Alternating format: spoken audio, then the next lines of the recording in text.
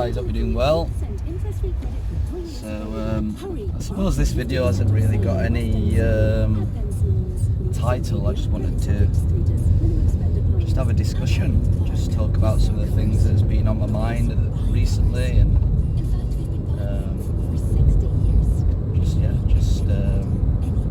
just have a dialogue, I think. So yeah, I had an interesting few months, really, I suppose, and really being in a position whereby my life is just really content and nice, and it's one of the major sort of realizations that I've come to is that, you know, you shouldn't really strive for happiness, because happiness is fleeting. Everyone says, I just want to be happy, I just want to be happy. Well, you can't be happy all the time. That's just unrealistic. There's a medical term for someone who's happy all the time. It's called manic. And you know, I always wanted to, you know, just be happy, and you know, one thing I've realized is that, you know, I take a lot of inspiration, as you've probably already know, from indigenous tribes, and you know, in my opinion, you could look at them and say, you know, they didn't have any depression, they didn't have any suicides, they didn't have any anxiety. In some tribes, there's not even words for anxiety and depression. You know, that's how crazy it was. And you know, when I think about these people, I mean, were they happy all the time? No, definitely not. You know, I mean, there was hardships and weather conditions and problems, you know. But, you know, why did they not get depression and anxiety and all this sort of stuff? And it's like, yeah, on one hand, definitely having a good body, healthy body, helps. But that will not quench anxiety, depression, because we're also a being that needs to be in a certain environment to thrive. And you know, our lives really made up of sections of pies, of slices of pie, and you know, being healthy is one slice of the pie, really. So I think this is a little bit, boom, hold on.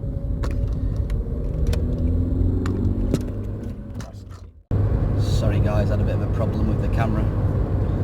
So yeah, our life is made up of little sections of pie, and you know, one thing that I realised is that when my body was healthier, yeah, I definitely felt better,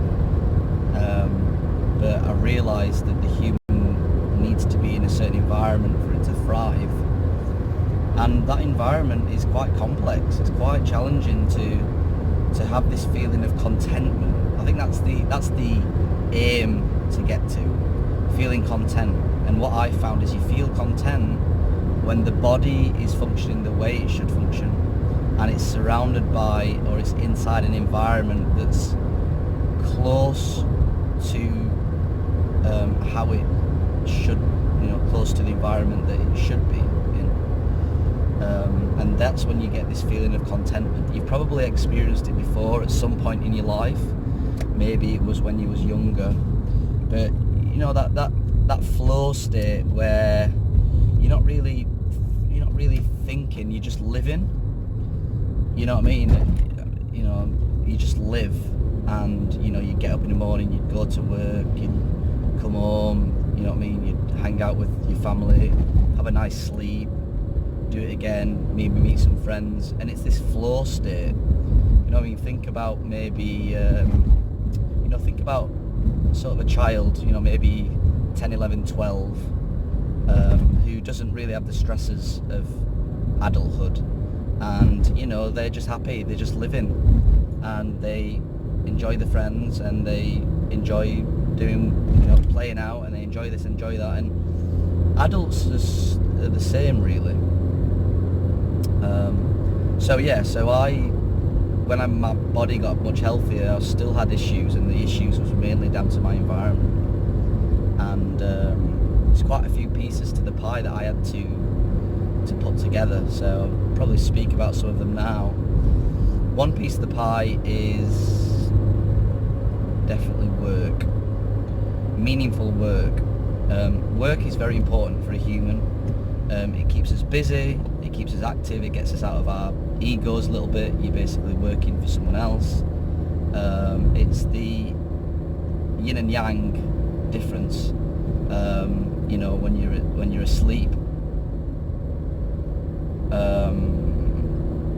When you're asleep,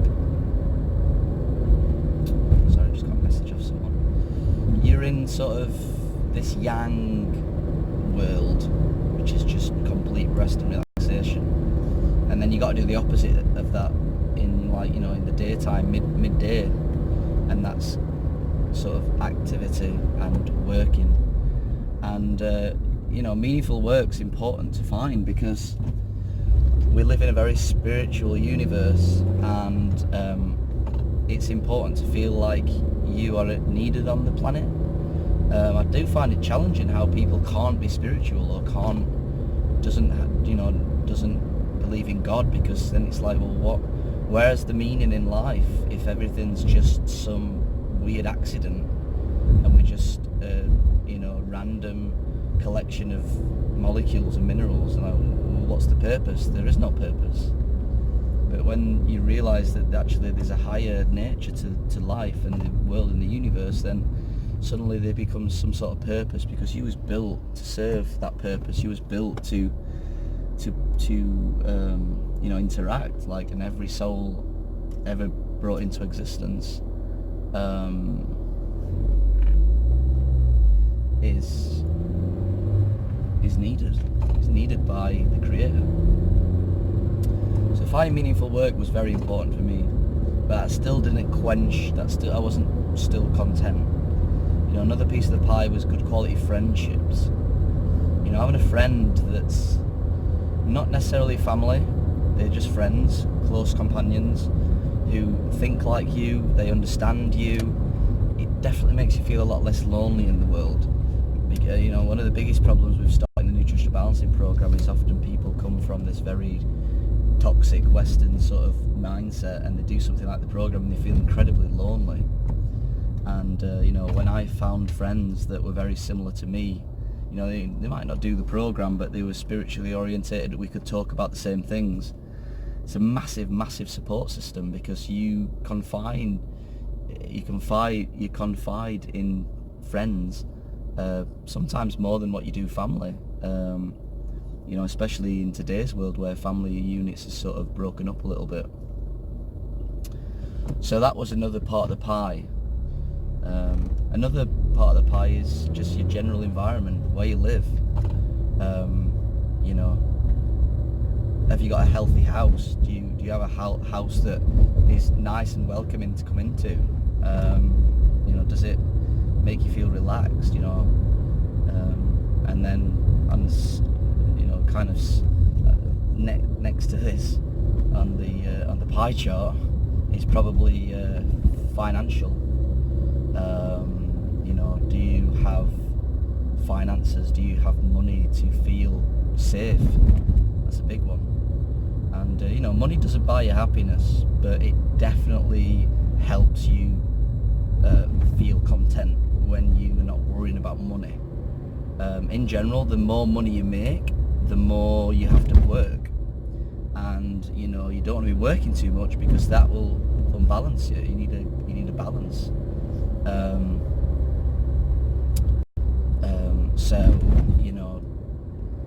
One of the worst things in the world is like stressing out about finances. I'm sure we've all been there. You're probably there now watching this video.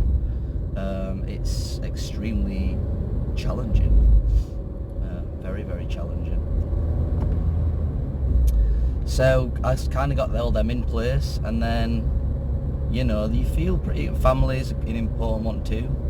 I'm very, very fortunate that my family is quite strong and close. Granted, my family don't necessarily think the way that I do, but you know, the whole idea that blood's thicker than water is definitely true, and you know, you have bonds with your family that are just, at the end of the day, whatever happens in life, your friends can come and go these days, which is a challenge, but one thing that will always stay, hopefully, is your family. Do you know what I mean? So that definitely brings contentment. 2 minutes. I'm back. So yeah, and then, you know, once you get that, you know, there was still a pie missing for me, and that is sort of a sexual relationship or an intimate relationship. This is a weird one, and it's probably one of for me, the hardest thing to sort of cultivate. Well, there's one thing that's even harder than that I haven't even managed to sort out yet, which I'll talk about after. But partners, it's a very, very weird, sort of difficult thing to wrap your head around, especially these days, because people have really, in my opinion, struggling to understand the true meaning of relationships.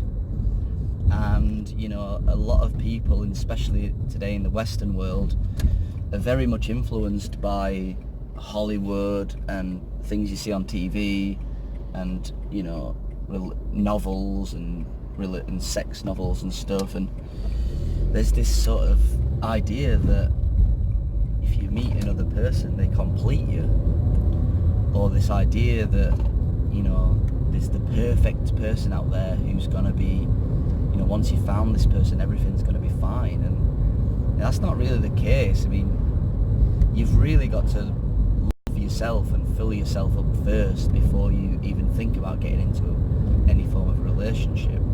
You know what I mean? And the real meaning of relationships, the real sort of, you know, reason why it's around. I mean, really, it's probably the first one's probably procreation. Do you know what I mean? To procreate. But you should never think that another person's going to complete you. It can definitely contribute to one of the pieces of the pie.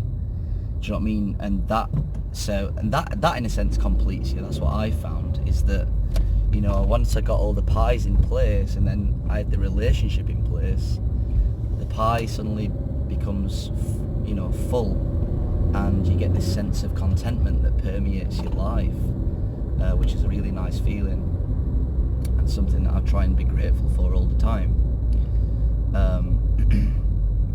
But relationships, very challenging, because a lot of people, you know, one of the biggest problems today, in my opinion, is that a lot of people do not understand or do not respect this general energy of masculine and feminine, and that, you know, that beautiful dance, that beautiful balance is just not respected anymore or understood. And, you know, so a lot of people, instead of going into a relationship to find someone who wants to heal together, or to find someone who's going to be a support, a helper, they go into relationships from this sort of feeling of lack, like there's something missing. There is something missing in terms of the piece of the pie, but people think that instead of a relationship being 10% of the pie, people think it's 80% of the pie, because they haven't actually, you know what I mean, got the other pies in place, if that makes sense. The other slices in place.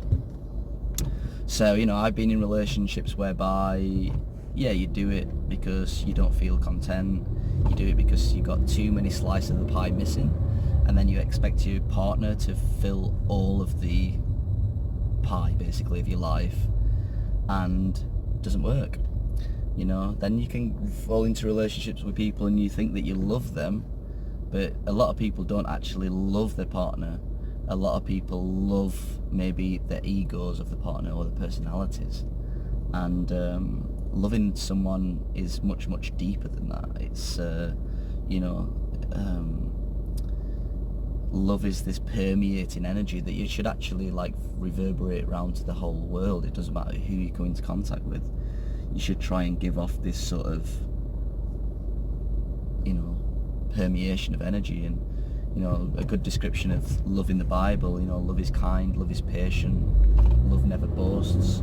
That's kind of what love is in a sense. And whenever you start getting into bickering with partners or arguing with partners, usually it's because you're trying, their expectations, they're not living up to your expectations. My phone keeps overheating. It's been a challenging video, this one, because the problems all the way through. Yeah, if I feel a bit croaky today, it was my friend's birthday party last night, so he was up quite late singing. But that's it really. I mean, I've been on a massive journey to find happiness. We're all on that journey, and what I found is that don't strive for happiness, strive for contentment. Strive to be in a position whereby your body and your environment supports you. Just like, look, we've been living on Earth as human beings for 200,000 years as, the Homo sapiens. And there's just like a dog or a cat or an octopus or whatever, we're connected to the whole universe, and we have needs, and just like an animal, and you need to deal with the bodily needs by healing the body, but also with the external environment. And it's took me a long time, but I'm finally in a position whereby I'm content. And yeah, of course I get moments of happiness all the time, but I also get moments of sadness for whatever reason. Things happen. Do you know what I mean? Just things happen. Friend has a problem. Your family has a problem. But when them dips occur, and they will occur, they will come, because you've built this support network within yourself, in your body, but also around you. You feel held, you feel grateful. Oh God, I'm really sad that this is happening, but I'm so grateful that I've got a good support partner. I'm so grateful that I can go and speak to my friends. I'm so grateful that I can go home to a relaxing space where I can just heal, wind down and chill out. And one thing that I'm really trying to cultivate at the moment is gratitude, because it's easy to start forgetting things, forgetting where you've come from, forgetting where you've been, forgetting how challenging it is for humans today to feel content, because you really have to work to get contentment in your life. So that's it really. Didn't really have any aim for this video. I just wanted to kind of give you some of my thoughts and ideas. So to wrap up, your life is like a pie. It really is. And you want to split the pie up into sections. Apparently there's 12 sections to the human pie. I heard that somewhere. I don't know where. I don't know what they are, but I can tell you that each pie section is equal weight, 10%. So even your partner is 10% of the pie. They're not 90%. They're not 20%. They're not 50%. They're 10%. That's hard for a lot of people to deal with, because it automatically brings up their own insecurities, because they're not feeling 90%, if that makes sense. So parts of the pie to feel content, being healthy. So your diet, lifestyle, water, so important. Your friends, family, partner, immediate environment, finance, your work. Then there's other things like your spirituality, character, your core values, who you are as a person, integrity,